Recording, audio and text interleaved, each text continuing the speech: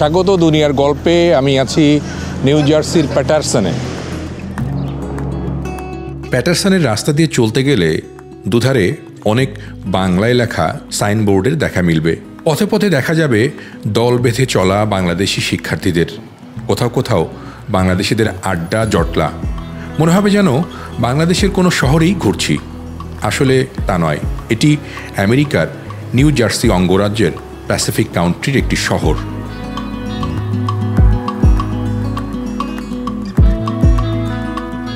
দুশো 34 বছরের পুরনো প্যাটারসন সিটির আয়তন মাত্র 22 বর্গ কিলোমিটার। ঢাকা সিটির একটি ওয়ার্ডের চেয়েও ছোট। বাসিন্দা 1,65,000, এর 30,000ই বাংলাদেশি। এক যুগ আগেও যেখানে মাত্র 5-7 হাজার বাংলাদেশি ছিলেন, দ্রুত বাড়ছে এই সংখ্যা। নিউ ইয়র্ক শহর থেকে মাত্র 30-40 মিনিটের ড্রাইভে চলাচল করা যায় প্যাটারসনে। তাই খরচ বাঁচাতে পরিবার নিয়ে এই শহরে বসত করে অনেকেই চাকরি করছেন গিয়ে নিউ ইয়র্ক সিটিতে। এখানে বাংলাদেশিদের রেস্টুরেন্ট আছে, গ্রোসারি শপ আছে, নানা রকমের ব্যবসা কেন্দ্র আছে। এই শহরে বাংলাদেশিরা যে সকল প্রতিষ্ঠান গড়েছেন তা অন্যান্য দেশের নাগরিকদের চেয়ে কিংবা অন্যান্য দেশের মানুষদের চেয়ে কিন্তু সমৃদ্ধ। আমার পেছনের এই যে দোকানপাট যা যা দেখা যাচ্ছে এখানে মূলত সবই বাংলাদেশিদের, এবং এই সকল দোকানে শুধু যে বাংলাদেশি কাস্টমার তা কিন্তু নয়। এখানে আমেরিকানরা আসছেন, ইন্ডিয়ানরা আসছেন, পাকিস্তানিরা আসছেন, একই সাথে কিন্তু এখানে অন্য দেশের যারা ভাষাভাষী মানুষ রয়েছেন তারাও আসছেন। আমেরিকার বিভিন্ন শহরে এভাবেই বাংলাদেশিদের জয় যাত্রা চলছে। এর আগে আমার গল্পগুলোতে কেউ কেউ দেখছিলেন যে সেখানে অনেকের ব্যর্থতা, দুঃখের কাহিনীও রয়েছে। আমার সামনে প্যাটারসনে থাকা আর একজন প্রমিনেন্ট বাংলাদেশি আছে। বাংলাদেশে একসময় সবাই চিনতাম, আমাদের কলিগ ছিলেন এনাম চৌধুরী। আমি জানি যে তিনি দীর্ঘদিন ধরে এখানে বাংলাদেশিদের সংগঠিত করার ব্যাপারে কাজ করছেন। তার নিজস্ব গণমাধ্যম রয়েছে, 52 টেলিভিশন, এবং এখানে তিনি একটি দৈনিক পত্রিকা করেছেন। সেই পত্রিকাটির নাম এশিয়ান পোস্ট ইউএসএ। তিনি এখানকার বাংলাদেশিদের নিয়ে কি স্বপ্ন দেখছেন তা জানবো তার কাছ থেকে। এনাম চৌধুরীকে আসার আমন্ত্রণ জানাচ্ছি আমি। ভাই, আপনি তো অনেক দিন ধরে এখানে আছেন এবং এখানে থাকা বাংলাদেশিদের নিয়ে কাজ করছেন। কি মনে করেন, বাংলাদেশিরা এখানে গ্রো করছে বা ভালো করছে? থ্যাংক ইউ বিপ্লব ভাই। আমি আসলে এখানে প্রায় 10 বছর এই প্যাটারসন সিটিতে, আর এখানে আমার পরিবারের সবাই, ভাই বোন সবাই এখানেই। আর এখানে মূলত বাঙালিরা এই সেকেন্ড ওয়ার্ড, এটা প্যাটারসন সিটির সবচেয়ে বড় ওয়ার্ড। এখানে সেকেন্ড ওয়ার্ড, এখানে বাংলাদেশি দুজন প্রতিনিধি আছে, জনপ্রতিনিধি, একজন কাউন্সিলম্যান, একজন কাউন্সিলম্যান অ্যাট লার্জ। তারা এখানে ভোটে ইলেক্টেড হয়। এখানে অনেকটা নির্বাচনটা বাংলাদেশের মতোই নির্বাচন হয় এখানে, যেহেতু প্রচুর বাংলাদেশি। আর বাংলাদেশিদের এটা ধরতে গেলে একটা নিউ জার্সিতে প্যাটারসনকে বাংলাদেশিদের রাজধানী বলতে পারে। ধন্যবাদ আপনাকে। আমি ইনাম চৌধুরীকে ধন্যবাদ জানাতে চাই আরও একটি কারণে।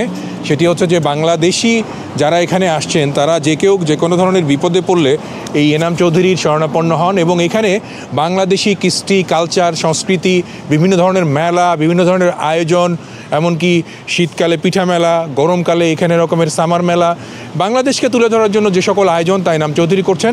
ভালো থাকবেন, আপনার জন্য শুভকামনা। এবং প্রবাসে যারা আপনারা বাংলাদেশি আমাদের জন্য আছেন, এভাবে কাজ করছেন, তাদের জন্য সবসময় স্যালুট। Thank you.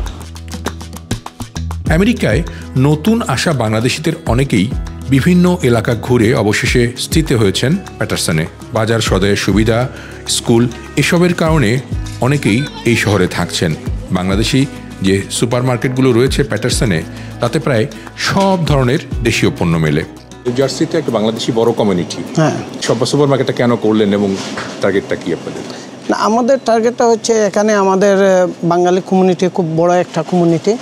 এখানে প্রায় 20-30,000 মানুষ বাস করেন। এখানে আরও সুপারমার্কেট আছে, বাট আমরা দেখলাম যে একটা বড় সুপারমার্কেট আমাদের দরকার আমাদের কমিউনিটির জন্য। সো এই জন্য আমরা ট্রাই করে আমরা এই ফ্রেশ ওয়ার্ল্ড সুপারমার্কেট 154 ওয়াইন এভিনিউতে আমরা খুলছি।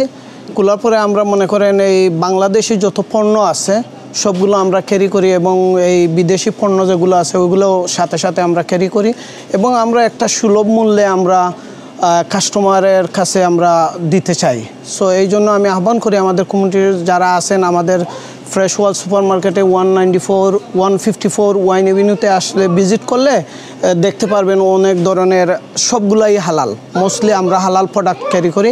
দর্শক যারা দেখছেন আর কি, এই যে দেখুন এটা লেখা আছে প্যাকেটটিতে, এটি বাংলাদেশি বালু ভাজা মুড়ি। আপনারা সবাই জানেন যে সামনে রমজান মাস আসছে এবং এই রমজানে আমাদের যারা মুসলমান রয়েছে আমেরিকায় তারা কিন্তু বেশ ধর্মপ্রাণ এবং তাদের যে সবারই যে চাহিদা বাংলাদেশি পণ্য বা রমজানের যে সকল পণ্য আমরা খেয়ে থাকি তার অনেকগুলো এরই মধ্যে চালান চলে এসছে আমেরিকাতে। এবং আমরা দেখতে পাচ্ছি যে যে সকল গ্রোসারি শপ রয়েছে এখানে বাংলাদেশি, সেখানে এই ধরনের ফ্রেশ পণ্য এবং এই পণ্যগুলো পাওয়া যাচ্ছে। শুধু ভোগ্য পণ্যের দোকান নয়, এখানে সেবা প্রতিষ্ঠানও খুলেছেন বাংলাদেশিরা। তাদের কাছ থেকে সেবা নিচ্ছেন আমেরিকান সহ অন্যান্য দেশের নাগরিকরাও। রামতুল্লাহ বিপ্লব, ঢাকা থেকে এসেছি। আপনারা আমেরিকায় বাংলাদেশিরা কেমন আছেন দেখতে। তো প্যাটারসনে এসে আমার খুব ভালো লাগলো। এখানে আমাদের অনেকগুলো দোকান, অনেকগুলো বাংলাদেশি মালিকানাধীন ব্যবসা। তো সব মিলিয়ে আপনারা কেমন আছেন? ভাই থ্যাংক ইউ আমাদের এখানে আসার জন্য। আলহামদুলিল্লাহ আমরা অনেক ভালো আছি। We are doing really good, specially Bengali community. It's continue growing and আমাদের এখানে বাঙালি কমিউনিটি প্রায় 25 থেকে 30 হাজার বাঙালি আছে। আমাদের এখানে অনেক বাঙালি অধীনে অনেক ব্যবসা বাণিজ্য আছে। মনে করেন আমার এখানে বিজনেস আছে প্রায়, I been doing this income tax for 17 years. Also আমি ইন্স্যুরেন্স ব্রোকার, হেলথ ইন্স্যুরেন্সের জন্য আমি কাজ করে থাকি। অনেক বাঙালি যারা নতুন আসে তারা হয়তো অনেকেই জানে না কিভাবে কি হেলথ ইন্স্যুরেন্স করতে হয় বা ট্যাক্স রিটার্নের জন্য অন্য কোথাও যাইতে হয় না। আমাদের এখানে 7 দিনই অফিস ওপেন আছে, প্লাস আমরা হেলথ ইন্স্যুরেন্স থেকে নিয়ে মানি ট্রান্সফার, ইমিগ্রেশনের কাজ করে থাকি, হোম কেয়ার আমরা জাস্ট ওপেন করছি নতুন। So we are doing very good. বাংলাদেশিরা প্যাটারসনে খুলেছেন স্কুল, মসজিদ, ক্লাব, একাডেমি। এমন প্রতিষ্ঠানের সংখ্যা কয়েক ডজন। দোকান, মার্কেট আছে কয়েকশো। তবে প্যাটারসনে থাকা বাংলাদেশিদের মধ্যে সিলেট আর চট্টগ্রামের মানুষের সংখ্যা বেশি, প্রভাবশালী তারা। এই ডাইভার্সিফাইড কমিউনিটির মধ্যে এখানে প্রায় 52টা এথনিক কমিউনিটি এই প্যাটারসনে বাস করে। কিন্তু আমাদের বাঙালিরা এত ভালো করতেছে, ফার্স্ট টাইমার যারা ওরাও ভালো করতেছে, তাদের সেকেন্ড জেনারেশন ছেলেপেলেরা বিভিন্ন সেক্টরে ঢুকে গেছে এবং ওরা খুবই ভালো করতেছে।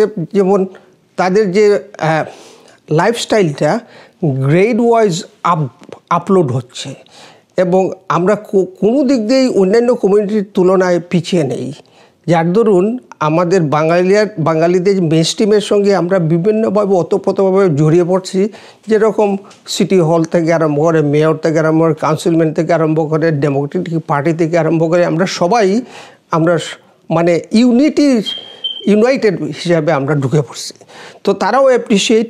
সতর্কতা কি থাকবে বাঙালি কমিউনিটির জন্য, যে বাঙালি কমিউনিটি লিডার হিসেবে কি করতে বলবেন আপনার কমিউনিটির লোক? আমাদের বাঙালি কমিউনিটিতে কয়েকগুলো প্রাইমারি নিডস, যেগুলা মনে করেন ইয়াংস্টারদের যেরকম সাকার, ক্রিকেট, ফুটবল, নেটওয়ার্কগুলোকে ইউনাইটেড রাখা, যাতে ওরা ড্রাগ বা অন্য দিকে না যায়, ওই জন্য আমরা খুবই প্রচেষ্টা করতেছি। In the top of that আমাদের যে 5টা মসজিদ আছে, আমি সো প্রাউড যে এই মসজিদে যে ইয়াং জেনারেশনরা নামাজ পড়তেছে, এটা কিন্তু অ্যালার্মিং।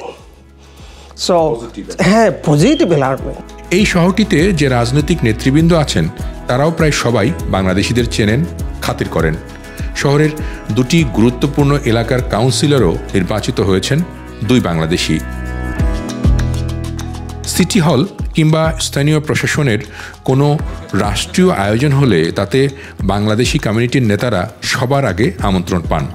মোট কথা, আমেরিকার এই শহরে বাংলাদেশি নতুন প্রজন্ম বড় হচ্ছে পুরোপুরি দেশীয় স্বাদ ঐতিহ্য নিয়ে। শীত গরমে মেলা, উৎসব, পিকনিকও হচ্ছে বাংলাদেশিদের।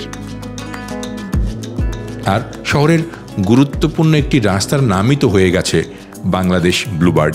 অর্থাৎ প্যাটারসন সিটিতে জলজল করছে বাংলাদেশের নামাঙ্কিত এই সাইনবোর্ডটি, যা দেখে এই শহরে ঘুরতে আসা অনেকেই হতচকিত হয়ে পড়েন, দাঁড়িয়ে ছবি তোলেন এই আমাদের বাংলাদেশ প্রবাসে।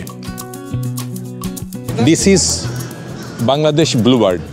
সবার কাছে একটু অন্যরকম মনে হতে পারে যে আমেরিকার এই শহরে আবার বাংলাদেশ নামে সড়ক হলো কিনা, এটাই বাস্তবতা। আমাদের বাংলাদেশের মানুষ এই জায়গাটিকে প্রাণবন্ত করেছেন।